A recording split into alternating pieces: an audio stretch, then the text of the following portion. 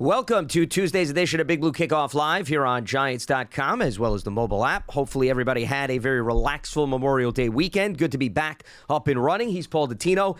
I'm Lance Medow. Multiple ways you can interact with us here on the program. You give us a ring, 201-939-4513. Hashtag Giants Chat on Twitter. And as a reminder, you can find the archive of this show on our entire podcast network on the Giants mobile app, podcast platforms everywhere, and at Giants.com/podcast. So let's address the elephant in the room for those of you who are watching the program as opposed to those that are listening, because I'm sure we're going to get calls. Paul and I did not plan on this, but apparently there's a new rule that was implemented to wear matching shirts moving forward here for the show. So I wanted to make sure that everybody understood. We are simply just following the rules and regulations that the team has instituted beginning today. These are considered the Sunday whites on a Tuesday. Yes. Well, this is not your typical week, right? It's a shortened week, so we figured we'd mix things up a little bit. Yes. Now that we got that out of the way, we can return to our normally scheduled programming here on Big Blue Kickoff Live. And today we want to focus on free agency. NFL.com has an interesting article, Paul. They have the top 12 free agents that are still available. And clearly the news that broke over the last few days, DeAndre Hopkins is now free to sign wherever he wants because the Arizona Cardinals did part ways with him as opposed to working out a trade. And on top of that, how it relates to the Giants, we figured we'd look back all the offseason additions the Giants made only through free agency, not trades, and who perhaps could have the biggest impact on offense and defense. Paul and I will each give our contender with respect to that department, and obviously we will field your phone calls and your tweets throughout the remainder of the program. So, Paul, let's first look at NFL.com's list of top 12 free agents that are still available. And no surprise, DeAndre Hopkins now is atop the list because, in fairness, and this is where timing is everything, right? Not just in the NFL and life. If Hopkins hit the free agent market much earlier in the offseason, the level of interest would probably be through the roof at this point because you'd have a lot more teams that would have more flexibility with respect to the salary cap. No doubt. And look, I don't know what his asking price is going to be, but obviously that's going to inhibit some teams who would love to add him to their roster simply because they can't afford him. We will see how this all shakes down. We've seen so many different articles over the course of the past week about where he would fit on some rosters, and then other stories that said, well, these are the teams that tried to acquire him in a trade, did not do so, so perhaps they would be the best fits because they've already had conversation about him. So who knows? I know this. He's a dynamite player still. I had thought several months ago he would make sense for the Giants before they made the trade for Darren Waller to make him their potential 1,000-yard passing game target. See, the Giants did not have one, in my opinion, up until when they got Waller. I did not see a 1,000-yard target on this roster. Then they made the trade for Waller and decided they would go that route, you know, the Kelsey, Kansas City route, where the tight end becomes the 1,000-yard threat. And he's already produced the 1,000-yard seasons in his career. Then they proceeded to make sure they filled out the wide receiver room with 2s and 3s. Okay? I think the Giants came to a fork in the road and decided, you know what? That's the way we're going to go.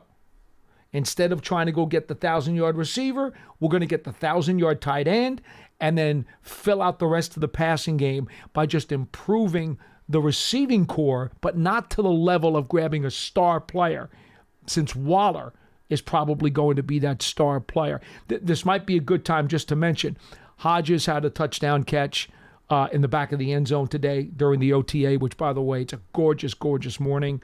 Hyatt had a couple of touchdown catches today, showed very soft hands, especially on the second one that was at the end of practice. And I also had Pimpleton, I wrote down, touchdown catch along the back line, where he really showed his concentration on making the grab. This is the evidence that we're seeing this Giants wide receiver room is improved. Again, they did it with the thought that Waller is going to be the, quote, 1,000-yard guy. And Hopkins is known for his 50-50 winning battle against defensive backs. We've seen that time and time again. I mean, the most notable catch that he made, if you remember, was with Kyler Murray in the end zone against the Buffalo Bills, that walk-off touchdown. So, that's what he brings to the table. Though, if you look at the Giants' receiving core, they have guys that are vertical threats, specifically Paris Campbell, who they added, in addition to Darius Slayton, who is coming back. It's not like they don't have players who can't stretch the field. It's just Hopkins is unique from the standpoint of similar to Kenny Golladay, which unfortunately didn't pan out that way, right? But the guy that has the height, the size, and you throw the ball up and you say, hey, we have confidence he's going to win the battle. Ball skills. Correct, exactly. Yeah. So he would be sort of a replacement for that. Now, you were alluding to the reports that have been circulating, and it was Buffalo and Kansas City, supposedly, that there were two teams that wanted to trade for him. Right. They couldn't work it out, so now he's a free agent. He'd sign with any of the 31 other teams, and Hopkins has spoken publicly on recent interviews. It seems as if the quarterback is going to play a very big role.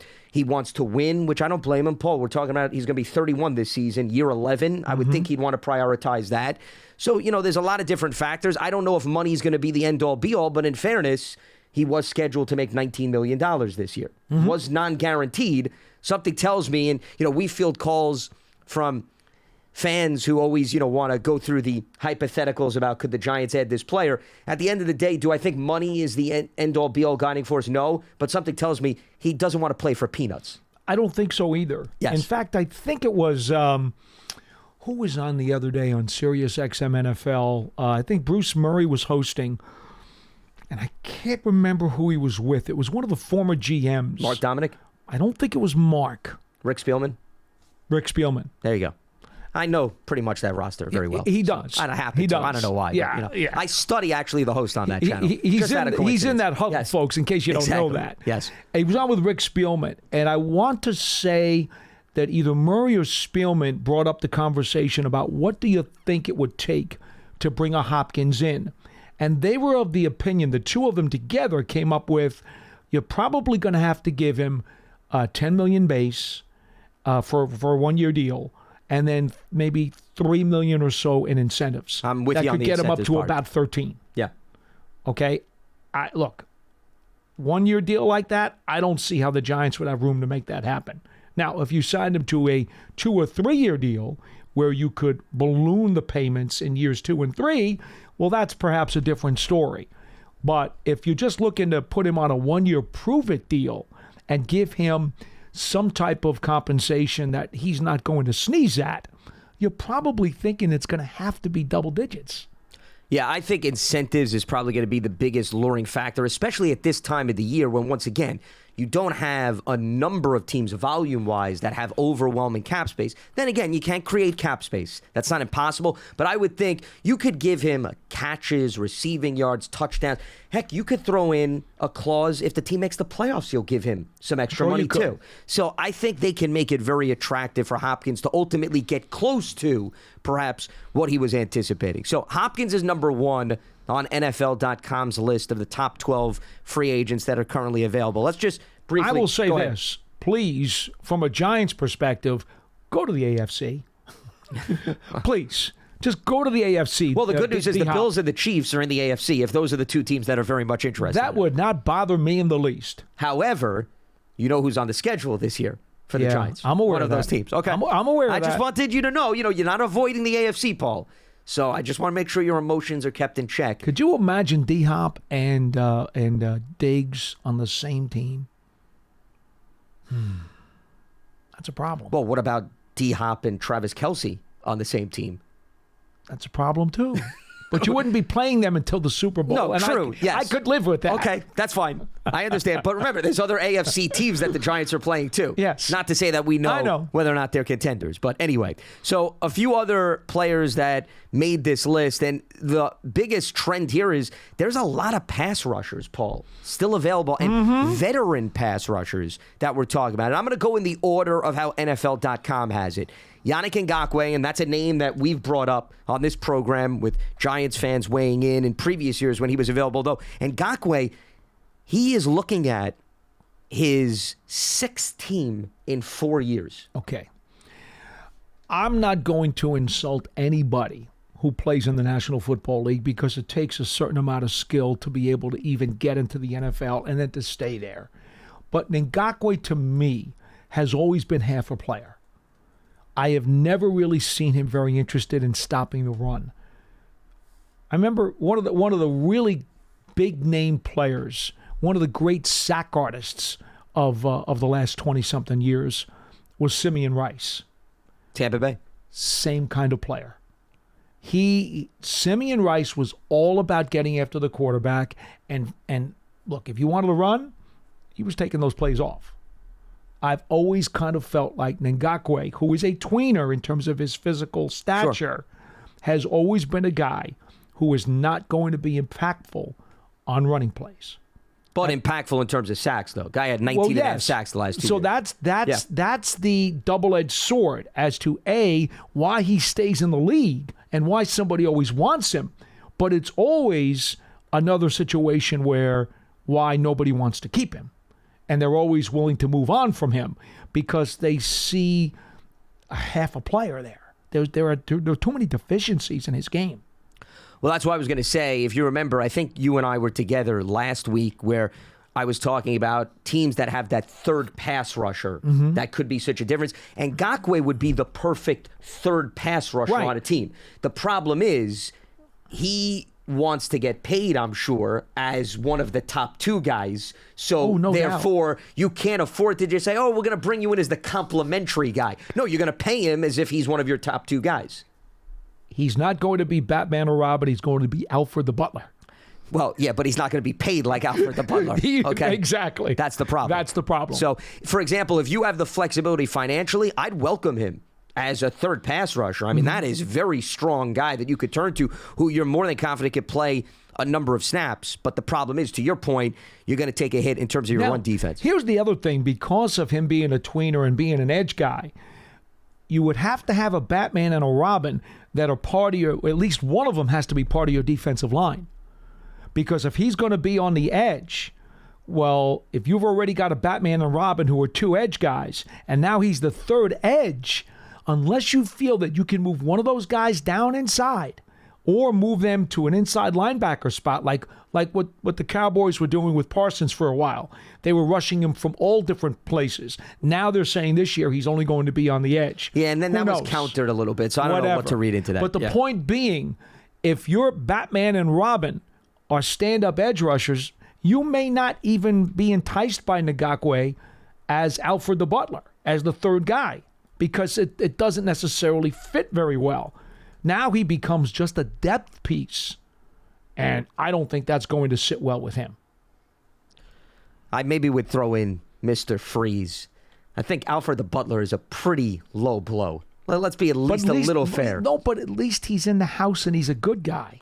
Okay, yeah. Did you want me to go? Yes, I would have went evil, and here's why. Because I thought you were going to ask me for Aunt Harriet. No, I mean, come on. Let's have some perspective here. Jeez. I mean, I want to keep the analogy moving. No, the reason why I would go evil is because, once again, you pointed out the fact that he's a really good pass rusher, but there's some concerns about run defense. So, sort of half and half.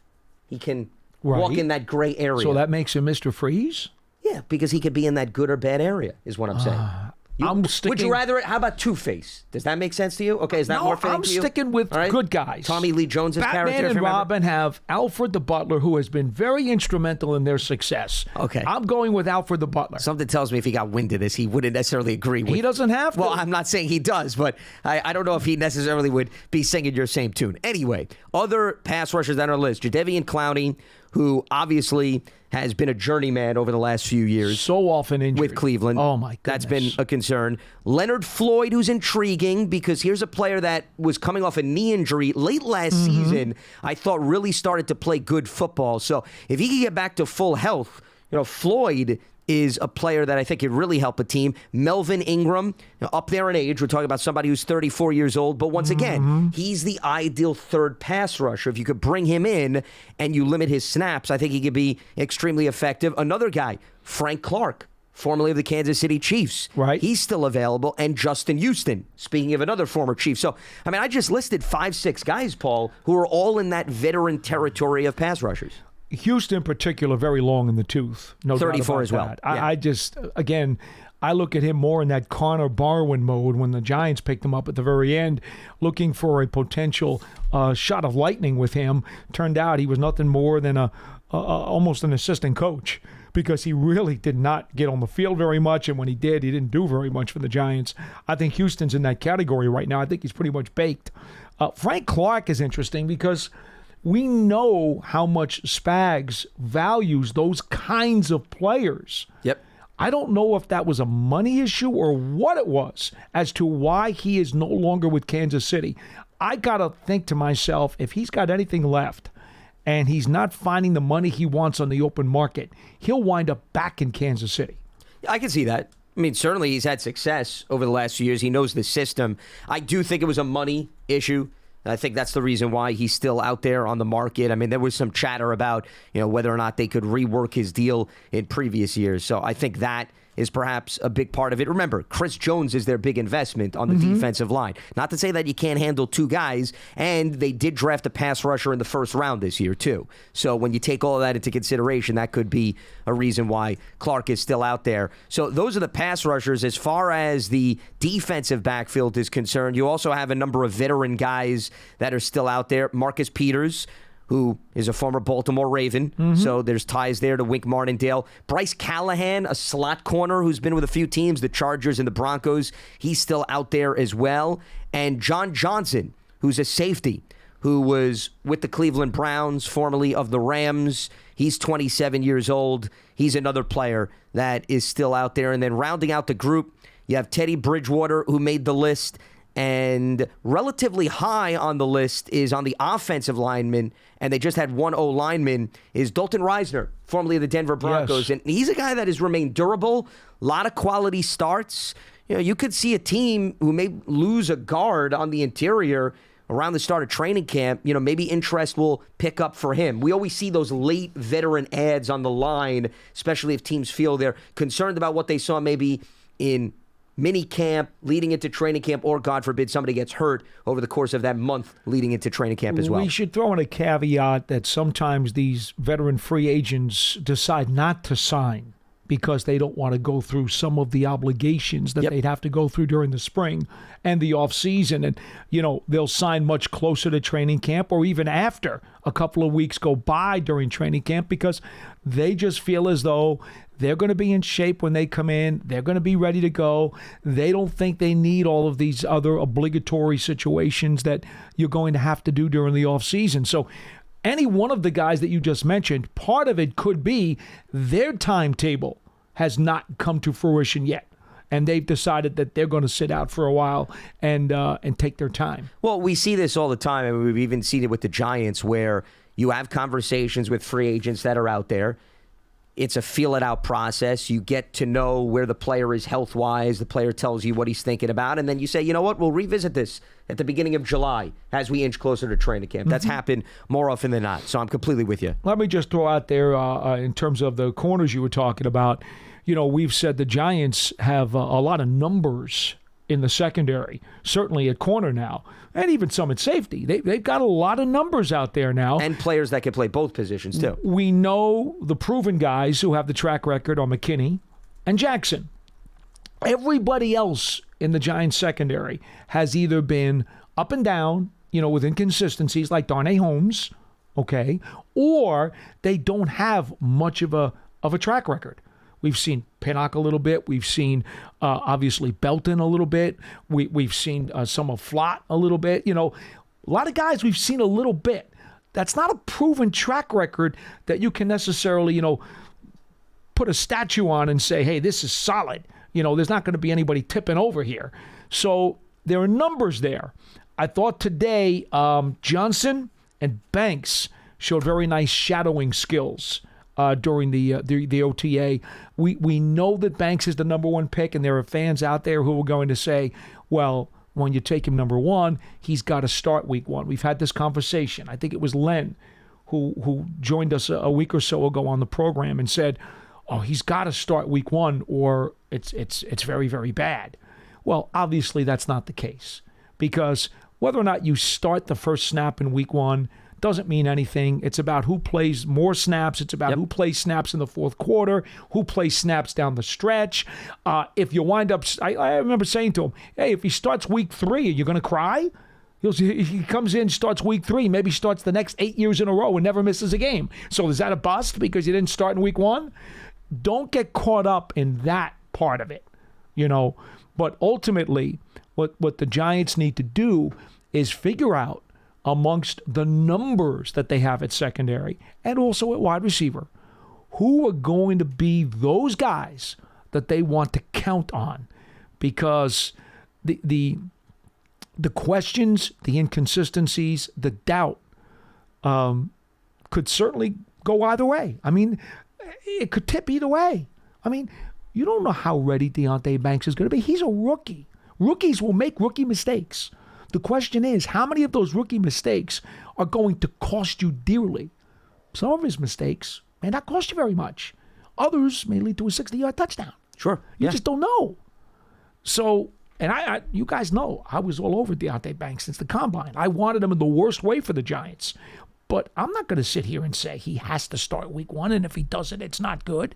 Maybe he doesn't start till week 4 or week 5. Who knows how long his learning curve is going to take before he's ready to go. Well, but to your point, I mean, even if he's not on the field for the very first play, doesn't mean he's not going to be involved in the game plan and play. No question. So, I mean, to me, that's semantics at the end of the day. If you're going to get that worked up because he's not on the field for the first play, big deal. He still very well could get his fair share of snaps over the course of the game. I think the bottom line is Deonte Banks is going to play this season. I know, is Mark Haynes before your time? No, I mean, I'm familiar with Mark Haynes? Yeah. When Mark Haynes was drafted by the Giants in the first round, he was dreadful. His first year with this team, they threw him right into the starting lineup, and he had a very difficult time. And it was just, this whole game was just, wow. You were watching this player, and you were saying to yourself, man, oh man, he better get his head out of his butt because he's all over the place. Well, very shortly thereafter, he became a Pro Bowl corner. And in my mind, he and Mark Collins are two of the best run support corners I've ever seen. Not to mention the fact that they could both shadow receivers, get physical with receivers, and both of them did great jobs of breaking up passes and thwarting the opposition, covering top-notch guys. But what neither one of them did a great job at was turning the ball over. Neither Collins nor Haynes were great at making interceptions. Opportunistic. But they did everything else that a top-flight corner had to do. I think Mark Collins should have been in the Pro Bowl at least a couple of years. I felt like he was cheated during his Giants career. He was one hell of a player.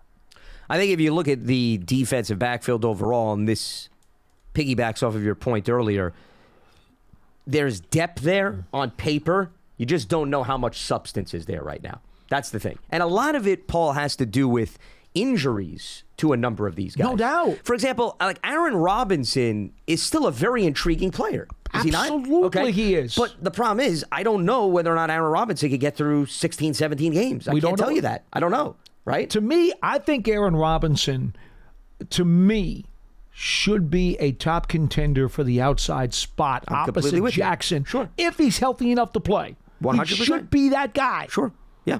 But we don't know. Cordell Flott was in and out of the lineup year 1. Okay. Like him too. So still a feel-it-out process. And even a guy like Rodarius Williams, right, who has the length that makes him valuable. I like his skill set. But he's another guy in and out of the lineup. Barely on the field. So, I mean, we just went through 3 guys. Mm-hmm. And we're not talking about old men here. We're talking about young guys who are just starting out their careers. So, once again, if you knew what you were getting out of those 3, I think it completely changes the conversation and the evaluation of that position. And that's what we're getting at, essentially. And then the other question becomes, okay, if Darnay Holmes cannot become more consistent and be the, quote, starting slot, who is your next up in the slot? You have any thoughts? It's a good question because a number of the guys that I mentioned who have dealt with injuries, I would say you could perhaps turn to. Here's where maybe a guy like Bobby McCain comes into play, Paul, though. He could. Because remember, he's got experience at slot corner and safety. So that would be my response. As it stands right now, I would say he would be a contender for that. Now, things could dramatically change, but if you wanted to pin me to a wall to get an answer, McCain would be my response. See, based on what I've seen in limited action, I do think that the Giants like flat outside better than they do inside, although a lot of folks thought when he was drafted he'd be a nickel on the inside. I don't think the Giants feel that way. At least to this point, I think they look at him more as an outside guy, and he's a depth guy if he doesn't win the job. I also believe Aaron Robinson is an outside guy. When he was a rookie, they were forced out of necessity to give him some snaps in the slot, and it did not work out very well. He was not comfortable in there at all. And with the kind of length he has, there's no reason why he shouldn't be on the boundary. Sure. So, who is that next guy? Onuare, I think that's how he says it. He is a boundary guy, a veteran guy Former that they Lion. just brought in. Yep. Johnson, the other fellow they signed. Leonard Johnson, Leonard Johnson, okay. Who I mentioned earlier, had some nice shadowing stuff going on today. I think he's a boundary guy. I mean, that's the thing. When you look at the secondary, if you really want to question where are the Giants thin, I'm not so much worried about the numbers that they can bring to either safety spot or the corners. What kind of numbers are they bringing in the slot if Holmes is not the guy on a consistent basis? I just don't know who that person is right now. Well, and that's why I'm throwing out a safety, because I could see Wink having Pinnock and McKinney, or McKinney and Belton as his two main safeties, and then the third guy he utilizes in the slot. I can at least see a scenario presented, especially if no one at corner proves to be reliable in that department. We didn't even talk about the guys they drafted this year. Hawkins and Owens. Yeah, but we didn't even talk about them. But I think to start, maybe more special teams options. I agree with you. As opposed to defensive backs. But the door is open. Oh, absolutely. There's an open competition for those spots in the secondary. And if for some reason one of those rookies just absolutely breaks the doors down, you're not gonna bench him. No, absolutely. If a guy comes alive and out of nowhere and wins the job, you give it to him. Well, also, God forbid, if somebody gets hurt or they lose multiple guys, they may be forced. Well, that happened a few years ago, remember? That's what I'm saying. Well, that's more of a reason why you prepare accordingly in camp. You give them reps. But what I'm saying is I think they have some mountains to climb because of the other players that are a little bit more polished and experienced. A few reminders before we open up the phone lines at 201-939-4513. Make sure you check out the Giants Huddle podcast. You can find that on your favorite podcast platform, as well as Giants.com/podcasts. 2023 NFL schedule is officially out. Single game tickets are on sale now. Don't miss the Giants at MetLife Stadium this season. Visit Giants.com/tickets to secure your seat. And speaking of seats, Giants fans, take your fandom to the next level with a season ticket membership. You can stay connected to the club all year round, not just on game days. Memberships are now available for the 2023 season. To learn more about all the exclusive member benefits, visit Giants.com/tickets. Limited inventory is available. And the Giants official connected TV streaming app, it's Giants TV, brings original video content, game highlights on demand and direct to Big Blue fans. Giants TV, it's free. It's on Apple TV, Roku, Amazon Fire TV, and the Giants mobile app. All right, 201-939-4513 is the telephone number. We're also going to get to our impactful free agent additions on offense and defense as we move forward here. Tom is in Stratford, and he joins us on BBKL. What's happening, Tom? What do you got for us? Hi, guys. Quick questions. Last week, John mentioned that we needed money for the spring, summer, and fall to replace players that might get hurt. My question is, when a player gets hurt and he goes on the IR, does his salary come off the salary cap? No, not at all. You don't get a breather or a break for that. No, that's why, excuse me, you have to prepare accordingly. I think what you were getting at is GMs always say to themselves they need to put money aside so that they could sign players throughout the course of the season when, unfortunately, you may lose a few guys due to injury. Now, your later on draft choices, not your top guys, but your deeper draft choices have what's called a split contract with an injury insurance built in. So, for example, when Shane Lemieux got hurt, okay, and he goes to IR, there is his salary lowers because he's not on the active roster. He goes to IR. The later on draft choices have that clause in their deal. So in a way, you are saving some money when those guys get hurt. You're not getting penalized the full bucks. But your higher draft choices, that's not the case. That doesn't seem very fair. But I mean, Tom, in fairness, though, I mean, I disagree. I think it is fair because then you could have a team that's hammered by injuries, and they're now given flexibility with respect to the cap. So the point is you want a balanced playing field. That's why you can't just scrap it clean and say, oh, once guys are hurt, they no longer count against the cap, and now all of a sudden we're going to give you all this cap space. See, I'm going to counter you, Lance, and caller, you'll probably like my idea. I suggested this many years ago to the league, and of course it was shot down. I've always felt that if you have an independent medical physician who can say this guy has a torn Achilles, this guy has, an MCL, an ACL, and he's lost for the season, and you're going to have to put him on IR for the year, and that's it. He is gone for the year. He's not coming back. I fully believe there should be some credit that comes back to that team on the cap. You can name it what you will. You want 50%? You want to get 40%? You want to get 60%? 75%? I mean, you still owe the guy his contract. So cash-wise, he still is obligated to get paid. But I believe that a team's cap number, they should receive a percentage credit for any player who was ruled out for the season, and not by their own doctors, but by independent league doctors. You put that guy on RIR, he's out for the year. You should be able, as a team, to get, in my opinion, a percentage of that cap number back, so it gives you a sporting chance to try to sign a competitive player to take his roster spot. Like, I could live in the NBA, they have an injury exception. Correct. So, I mean, they could do something like that, but, I mean, I would still put extreme limitations on it. They have it in the NHL, too. Sure, yeah, but, I mean, the point is, you're not going to give out 10 injury exceptions over the course of the season. You know, maybe you give 1 or 2 out. I mean, there's got to be a limit on that. If you lose 10 guys, you can't give an injury exception for all 10 guys. I don't understand. If you got 10 guys who rip up their knees and they're out for the year, I would argue that their complete salaries should be replaceable. Well, that's not going to happen. That's not going to happen because injuries are part of the game, and the risk of injury is something that's inherent. So you're never going to get their full credit back for that contract.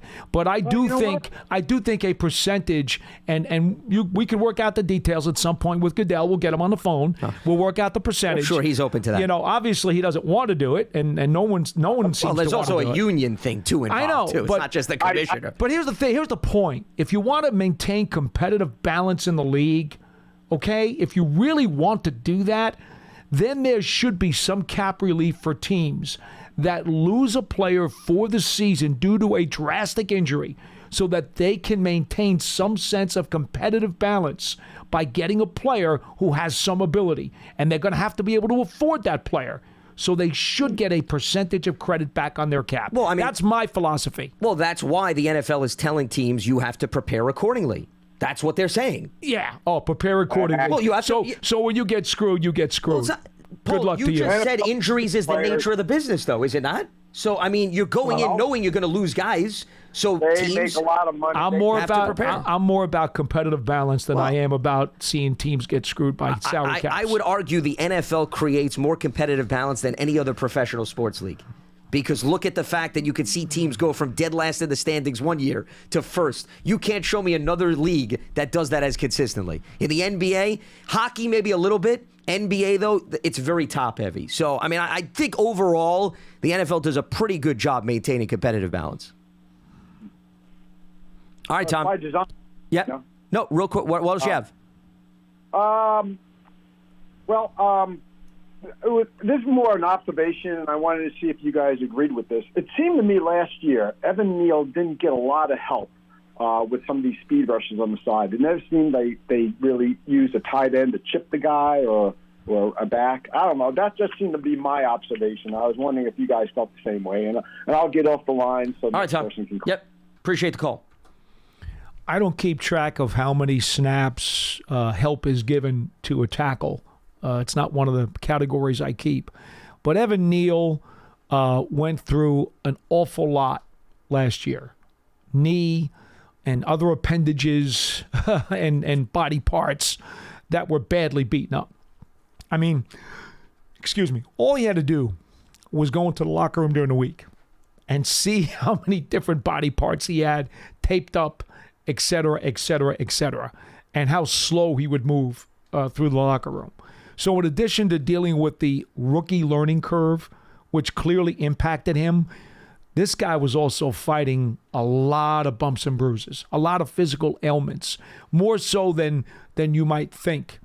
And it all kind of accumulated into him having a tougher season than he would like. He won't talk about it. The coaches won't talk about it. Nobody wants to make excuses. That's just not the way players are. But I'm anxious to see him not only in his second season when he's learned more, but also when hopefully he'll be a lot healthy. My film review, I had him down for 9 sacks during the season. I'm looking at my chart now. I mean, I don't know. 4 in the last month and a half. I think what's interesting about it is when I look at my chart and I see edge consistently. When he was beaten for sacks, it was because of the edge. And, against speed rushers, when you're banged up, it's going to show up a little bit more. Hard to recover. Yeah. It really is. And quite frankly, too, the other thing is he's got to learn this, and this is year 2 now, his footwork. There were times when he would not be in perfect balance because his footwork was getting lost a little bit. He'd cross up a little bit. And that technique-wise, the biggest problems that I thought he had technique-wise were his footwork and his punch wasn't consistent enough. Those are things that Bobby Johnson is trying to clean up, okay? And that's coaching. It's up to them now. They've seen on tape what he did as a rookie. Now they got to clean it up. They got to get the polish out, and they got to use the elbow grease, and they got to get that cleaned up. The physical ailments is just something you hope he's healed from, and that he's a better player for it. Well, and also, once again, more experience under his belt, too. There's things that you're going to struggle with as a rookie that hopefully you absorb, you digest, and you're able to then work on your fundamentals, just like Andrew Thomas. I'm not saying they're identical in terms of their trajectories, Paul, but Thomas went through the same thing, right? Injuries early in his career, had his ups and downs. When you saw him get back to full health, and he also fine-tuned his technique, you saw a jump in his production, consistency-wise. So we'll get a better feel for where Neal is in terms of his development, assuming we could see him at full health for the majority of this upcoming season. He only got beat for a sack on a bull rush once all year by Brandon Graham of Philadelphia. That's it. Once. That shows you that at least physically, power-wise, strength-wise, size-wise, he can hold the point of attack. You're not going through Evan Neal. All right, let's make that very clear. He got beat. He got beat on the outside off the edge, and a couple of times he got beat on an outside then underneath inside rush, which was about athleticism. Yeah. Wanham did that to him, and Reddick did that to him. Okay? Every other sack, let's see, Weaver did an edge and under. Burns did an edge and under. Otherwise, it was again, this was about elusiveness. This was about quickness. Either guys getting them off the edge or getting the edge and under move. And, that stuff technique-wise, he's got to clean up. But again, health should give him a better chance to be able to stick with those guys when he's not lumbering around because he's got all these injured appendages. Speaking of making a jump, whether it be an individual or helping the team, I want to get to the other topic that we wanted to discuss today. And if you look at all the Giants' free agent additions, and we're not talking about trades, we're just looking at free agent signings, offense, defense, one player on each side of the ball that has the potential to make a significant impact. So we'll start with offense, and the volume is a little bit higher, I would argue, on the defensive side of the ball in terms of the number of players, but on offense, really, I think all signs point to wide receiver because the two guys that they added, at least through free agency, you have Paris Campbell, you have Jamison Crowder. Those were the two additions from that standpoint. Outside of wide receiver, in fairness, Paul, you really don't have a lot of big splashes in other positions, right? Not at quarterback, not at running back.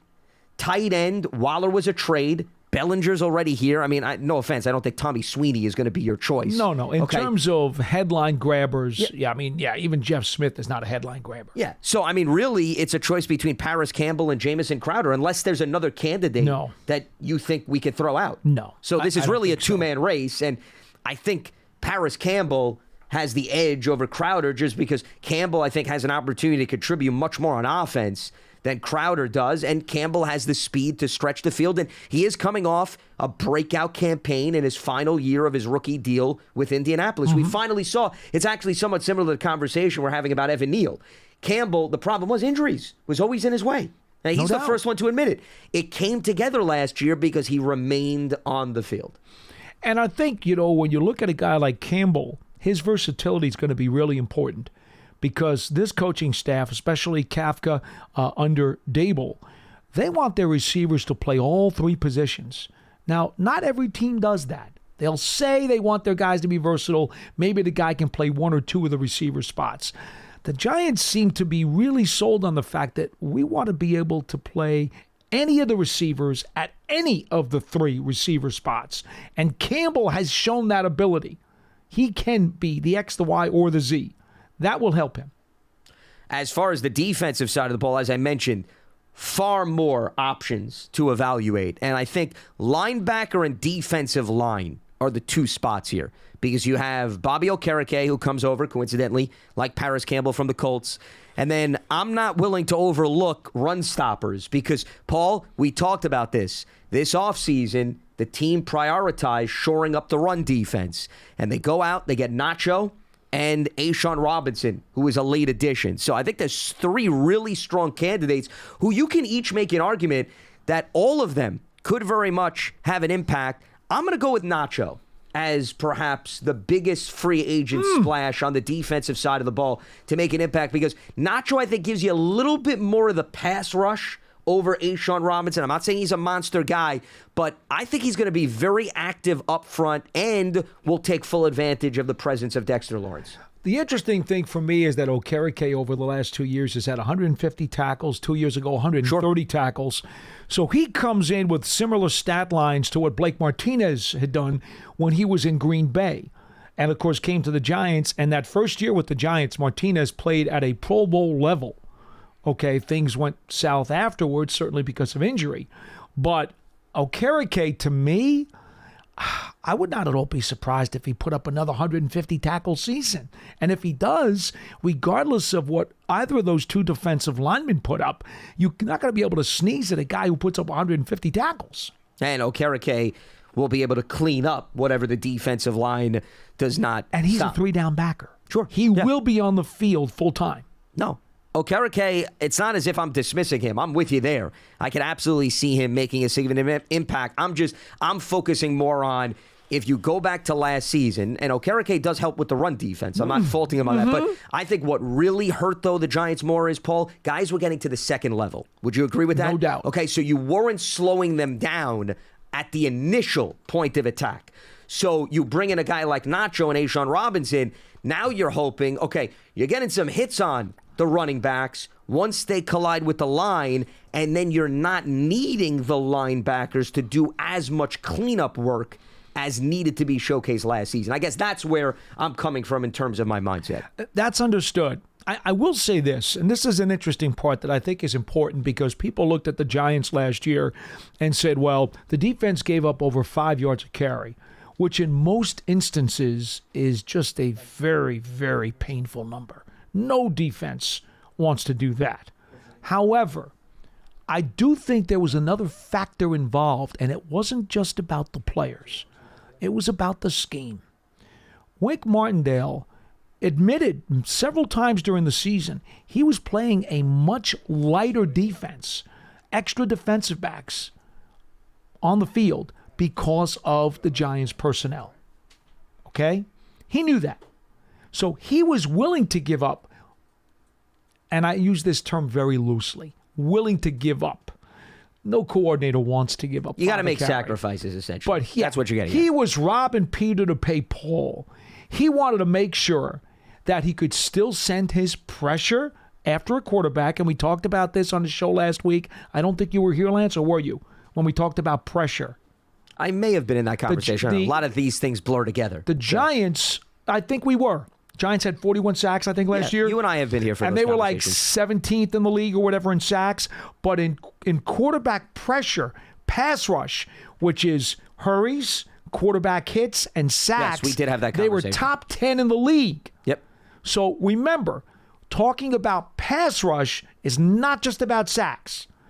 So Wink said, I'm going to steal from the rush defense because I want A, to make sure my pass rush is top 10, which he did, and B, I want to make sure that we have enough of speed guys on the field who can cover to prevent us from necessarily giving up too many long touchdowns, quick strikes, and big plays that are going to put our offense in too much trouble. So he was willing to rob from Peter to pay Paul.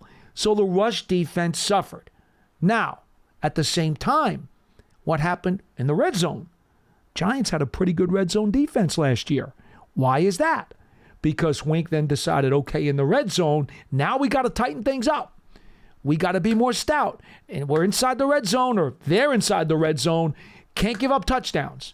So Wink took the best approach he could to try to help this team win games. So the 5.2 rushing yardage per carry number is inflated because he adopted a philosophy that he thought would be more beneficial to the team's overall success. And he was able to execute it to a T. That's why the Giants won 9 games, and that's why they went to the second round of the playoffs. So I can't argue with what he did. Now, again, the big wart in the room is the 5.2 yards per carry on the ground. He was willing to accept that. Well, because once again, it's the end result that you're consumed by. That's it. Right? That's For example, you could see a running back, he could get big chunks of yardage, and then all of a sudden, if you're much more disciplined in the red zone and you're holding them to field goals as opposed to touchdowns, that's something that you could live with. Mm-hmm. The problem is, though, and this goes back to conversations you and I have had, you can't assume that just because it worked one season, it's now going to carry over people adjust and work again for the next season. And you and I both know that philosophy that Wink used was born out of necessity because of what he had to work with. And so that's what he did. It wasn't because he necessarily wanted to give up 5.2 yards a carry. Everybody will tell you football 101. Run the ball, stop the run. Be tough in the trenches. We all know that. That's the core belief of this game. But there are always going to be unique circumstances where you have to find an alternative road to grandma's house. I talk about this all the time. There are more than one way to get to grandma's house, and there's like 9 ways to skin a cat, right? Sometimes you got to use one of the unconventional methods. You may not want to, but you know that's the best way to make it work. So you do it. Though the preferred method is over the river and through the woods, you would agree. It is. Okay, that's the one that you want. It is. But sometimes you may not be able to rely on But that. if you can't get over the river because you don't have a boat and there's no bridge, well then, you know what? Don't go over the river. Go a different way. Well, once again, you got to be creative, though, to be able to navigate. I actually chart, not that this is the tell-all of how a season plays out, but I chart how many 100-yard rushers the Giants give up each season, and they wound up surrendering 6 times one individual player having over 100 yards. And remember, average yardage per carry is sometimes a better indication, but, you know, the common element, though, is, and this is where I think the run defense is critical, 3 of those runners were in the division, Paul.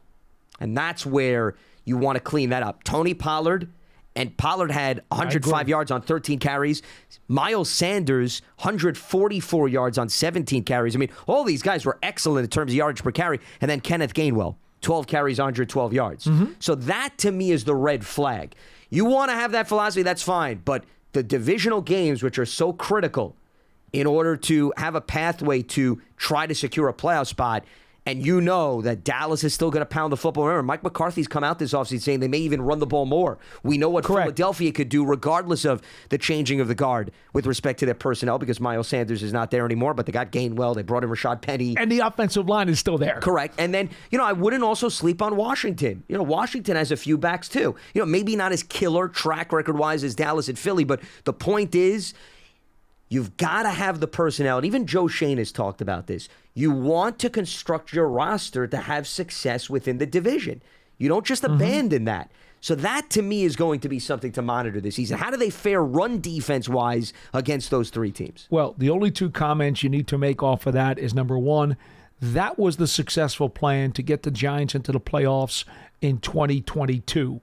2023 is a whole new ball game. It is a different season. Adjustments will be made. And if you think you can use one of these unconventional game plans or philosophies like you did 2 years in a row, like you did last year, no. That's a shot in the dark. You can get away with it for 1 year. It's very hard to use an unorthodox philosophy to get away with it 2 years in a row. And I think the Giants know that. Hence, they signed 2 defensive linemen and a middle linebacker in free agency. Yeah, well, they went out, they identified their issues, and then they made sure that they were going to plug in those holes. I think that was crystal clear. That just as much as Tay Banks was a gift for Wink Martindale in the draft, those 3 free agency signings, those were early Christmas presents on the 2023 Christmas list for Wink Martindale. Well, I would go so far to say, and I know it's still early in the season, not to say that I don't think Banks is going to have an impact, but I'd probably lean towards the 3 guys we just talked about, when it's all said and done, having far more of the opportunity to put their stamp on the Giants season than necessarily Deonte Banks. Especially because he's a rookie. Yeah. Well, but also taking into consideration the conversation you and I just had about the run defense. Here's the old story. If you don't shore up the run defense, you're going to leave those corners out to dry, okay? So you want to help Deonte Banks' cause? You want to make sure his rookie season is somewhat smooth? And by the way, he's physical against the run. He comes up and makes plays. And he's going to be needed in that department. But I'm looking at it more of when he's going to match up against top-tier wide receivers, the down and distance is going to change how he fares in that department. That's why the game is such a spider web. Yep. Everything is intertwined. The entanglement, yes. All right, let's head back to the phone lines. We check in with Phil in North Carolina joining us here on Big Blue Kickoff Live. What's happening, Phil? What do you got for us? Hey, guys. Thanks for the show. Good as always. Thank you. Thanks for tuning in. Hey, sure. Before I get into my main point, I haven't had time to comment on the draft, and I just love how this front office is thinking, the types of players they're bringing in, prioritizing the first round. For example, we got a edge, offensive tackle, and cornerback. 3 of the most critical, highly paid positions. So kudos to Joe, Shane, and company. My main point is I was looking at Football Outsiders, which I love the advanced stats some of these guys have. And it was pretty interesting. They had this analysis where they were looking at essentially size of the defensive line and how much a particular size, the average size, played. And it showed the Giants as like one of the biggest defensive lines. And it showed, in contrast, talk about our division. Dallas is a small defensive line. And even the Eagles, I was surprised, had pretty small defensive line. Now, who knows what they're characterizing as lines, if it's interior and edge, or is it... Well, and also, are we talking about, method? Phil, are we talking about height? Are we talking about weight? I mean, what do they mean when they say size? Yeah, they actually did both. They actually did... It's called a SWW, which is a snap-weighted weight, okay?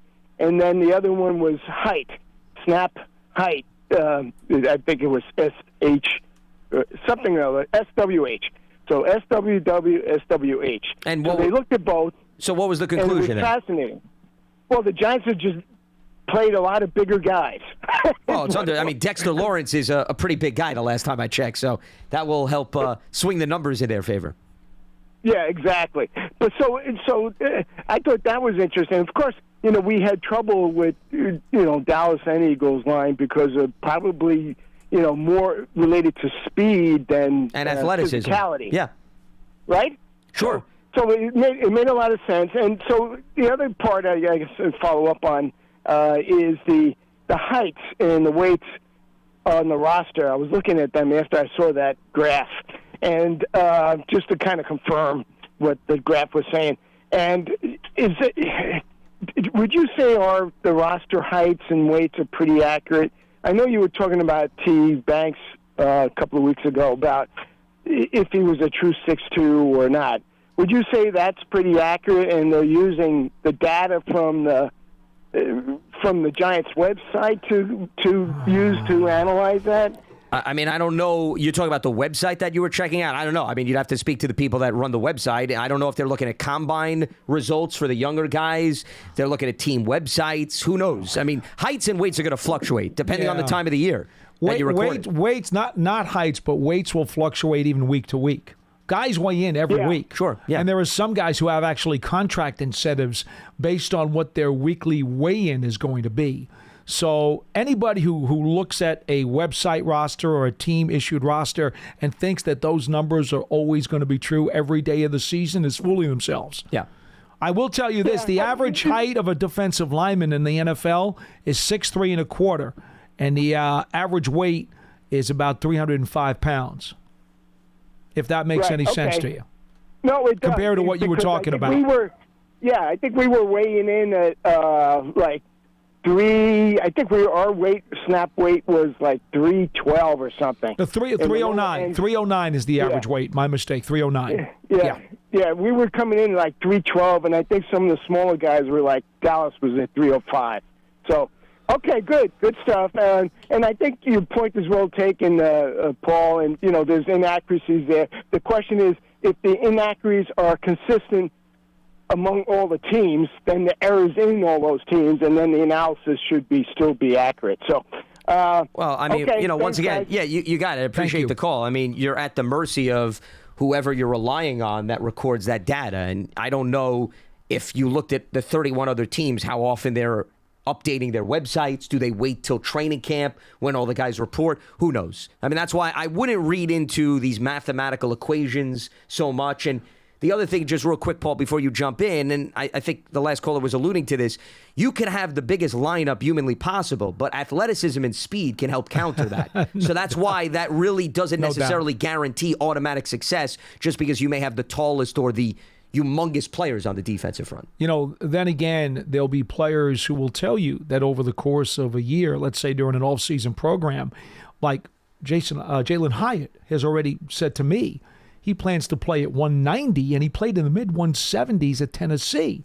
I believe the Giants right now have him waiting in at 185, but he plans on being 190 by opening day. So, what does that mean? It means the numbers are kind of, anybody who's putting a lot of stock in these numbers that are on the roster really is doing themselves a disservice. Just look at the tape. Sure. See if the guy can play. 100%. Okay? Yeah. Now, I will say this, as someone who does have a preference for taller receivers, and I've said this before, 5'11" is about as small as I'd like to go on a receiver if I were drafting. But I don't get to make those decisions because I do not draft. But guys who are in the 5'9" and 5'10" range, they probably would not be on my team. I do know you need to have one Smurf to be able to play slot. Okay, I could deal with one of those guys in the room. One, I would want the rest of my receivers to be all probably 6'1" and up. That's just the way I prefer it. I like skyscraper receivers. To each their own. I mean, nobody's wrong for having a preference. And that's exactly the point. Yeah, from that standpoint. Nobody's wrong. Remember the Smurfs when the Houston Oilers played and Warren Moon was their quarterback. They had a bunch of Smurfs in the run-and-shoot offense. Kevin Gilbride was running that offense for Warren Moon, and they were all small guys. Well, I mean, I was going to bring up, you go even more recent. Look at New England with Julian Edelman and Danny Amendola. Mm-hmm. Were those guys huge? Sure. I mean, did they not make huge plays? Big plays down the stretch? Absolutely. So, I mean, that's why my common phrase is there are so many players, even in basketball, to bring it into the conversation, that play bigger than their frame. Mm-hmm. So that's why it all goes back to the film. Don't show me a bunch of numbers on paper, right? How many times have you seen in basketball a guy 7'5"? He can barely move. wingspan and arm length is a very critical factor because you can play bigger than what you are if you have a longer arm length wingspan. That's a big deal. Akeem Nicks was only, I think, 6'2". He played like he was 6'4". Yeah. And that's what matters. And 6'2" is a good size, but he played like he was 6'4". Yeah, well, if you can get a little bit more out of the frame, you'll gladly take it. Speaking of trying to get something out of this next caller, as we have to go overtime just to accommodate this. Oh, no. Charlie's in Portland, Maine. What's happening, Charlie? Hey, Lance, I know you guys are on the clock here. Yes, sir. Well, I'm glad you realize that. I don't have to remind you then. How convenient. Hey, Paul, how come we're always stealing from Peter to pay you? You should turn that around a little bit. Nobody steals from me, otherwise they lose their fingers. Hey, look, I agree with you. We'll steal from Charlie to pay Craig. How about that? Should that be the new one? Does that fit your bill? Okay. Yeah. All right. I don't know. It's just pretty convenient saying, right, Paul? Yes, sir. Hey, look, I agree with you on the, on the injured players. And look, if I'm paying billions of dollars and I'm a CBS or whoever, Fox or YouTube TV, and all these players are injured, and we're getting a game that is just pathetic because all the star players are injured, and they didn't have the money to bring in better players or players to at least be competitive. I would say I don't want that. I think the league should do something like that. Don't they want competitive games? I mean, just the third quarterback. Finally, they figured it out. Mm-hmm. We better have an emergency quarterback, Correct. or the play's going to look like crap. Mm-hmm. And CBS and all these guys are saying, "What are you doing?" Everybody's turning the channel. Sure, but So, that was it makes extenuating total sense. circumstances, though, in fairness. You're referring to the NFC Championship game, and also there's no guarantee that even if the Niners had a third quarterback available, that their offense would have fared any better. But I agree, you should be able to turn to at least somebody that could play the position. You got to wonder if Denver, when they had the situation during COVID and they had no quarterbacks. Once again, extenuating circumstances. But again, if the rule is in place where you have some salary cap relief to go get somebody, that never would have occurred. Sure, but also I think we need to be realistic that even if you do have the financial flexibility, there's a reason why guys are still out on the market when we get to week 10 of the NFL season, okay? You're not getting a savior is my point. So where I disagree with you, Charlie, is, first of all, the networks have some flex scheduling that's built in. So that's one thing that the NFL does to protect itself, to your point, if they're caught with a team late in the season does not meet expectations. So they've built that in to protect themselves. But number two, even if you're hammered by injuries and you had the financial flexibility, to think that you're going out and getting 10 caliber players that are going to all of a sudden change the luck and outlook of your team, I think is extremely a stretch of an assumption. Yeah, but you might get 5 good players, or at least decent players, instead of some guys off the practice squad who haven't even played at all. Yeah, but the guys on the practice squad know your system, though, don't they? They've been with you the entire season. I'd rather bump up a practice squad guy who's been with me and give him a chance than bring a guy off the street that hasn't been with the team, doesn't know my offense, doesn't know my defense. You have to count for that. If you don't know the system, you're limited in terms of what you can do on the field. I don't want to waste too much time on this, but Lance, if the guy's out for the season,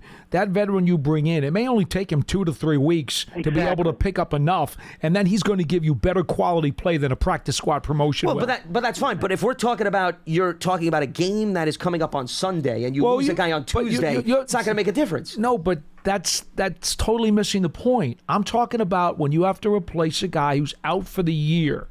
I'm not talking about just what about this week. Sure. That's not that impactful. No, a few weeks down the road, the guy could get familiar with your system. Sure, I'm not going to disagree with you there. But when a starting caliber player is lost for the season, if you could have some salary cap relief, you have a better chance of bringing in a veteran who is going to be more competent over the course of those missed games.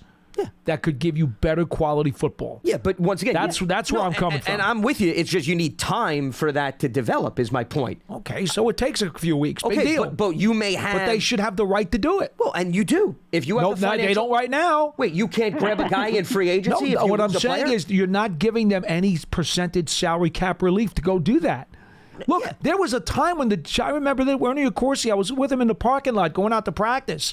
And Ernie, and I was talking to Ernie, and I said, Ernie, you don't have a punter this week, do you? He goes, no, I don't have any salary cap money. I don't have a punter. Fiegel's going to have to punt. Yeah. Well, I mean, but those rules have been in place forever, though, is the point. The NFL's operated like that but forever. But it's nothing what new. I'm saying is, just because they've been in place doesn't mean they're not broken. No. They should fix this. It's broken, and it has been broken ever since the cap was involved. Well, but you know what? I look at the team like the Eagles in 2017. They lost almost half their roster and still managed to win the Super Bowl. And if you go back, they were not signing 15 guys off the street. They maximized their roster. That's my point. They prepared accordingly. And I would say teams should know that could happen. Lightning in a bottle. Well, it may not happen every year. Charlie, I'm sorry to say I agree with you again. We're on the same page. Fine. You guys can agree with one another. Have a great day. We're having a conversation. There's nothing wrong with different opinions on opposite ends of the spectrum at the end of the day. That's allowed. There's nothing wrong with that. The league doesn't seem to have any inclination to change it. Well, so exactly. Obviously, you and them are fitting like puzzle pieces. God bless. I think it's something that's broken and should be fixed. Well, I mean, listen, it's something that maybe we could see change down the road. I think teams, the memo has been out early enough for them to realize you have to think of the worst case scenario before the season starts. You have to think about, you may lose 10 guys who are impactful. What are you going to do under those circumstances? And you can't think about that in November. You have to think about that in August. That's what the league is telling people. Okay. So, who does that most effectively winds up surviving the season the best. All right. That's going to wrap up Tuesday's edition of Big Blue Kickoff Live. Appreciate everybody for tuning in, as today's episode is part of the Giants platforms everywhere and Giants.com/podcast. We're back up and running again tomorrow at 12:30 p.m. Eastern. For Paul Dottino, I'm Lance Medow. Stay locked to Giants.com for all the latest, and we'll speak to you right here on Big Blue Kickoff Live. Have a good one.